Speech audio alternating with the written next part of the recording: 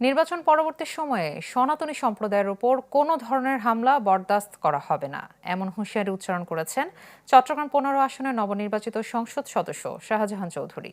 লোহাগাড়ায় নির্বাচন পরবর্তী পরিস্থিতি নিয়ে সংবাদ সম্মেলনে এমন হুঁশিয়ারি তার। বলেন, মাদক ও নেশার বিরুদ্ধে জিরো টলারেন্স নীতি গ্রহণ করা হবে।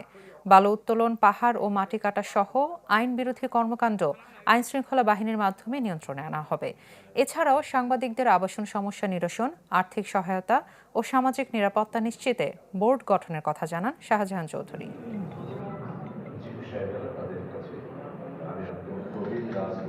এখানে কোনো অবস্থায় সংখ্যালঘুদের উপর, আমরা তো সংখ্যালঘু বলবো না, আমরা তারাও নাগরিক, তাদের উপরে কোনো ধরনের কোনো কিছু হইলে আমরা সাংগঠনিকভাবে সিরিয়াসলি এটার অ্যাকশন নেব।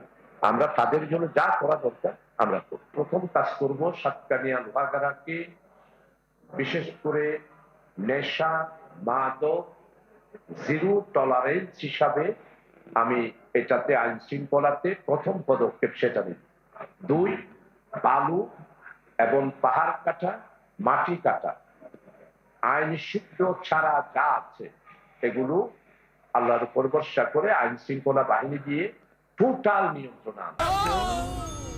ডেন্টিস্টের পরামর্শ নাও নতুন কোলগেট অ্যাক্টিভ সল্ট।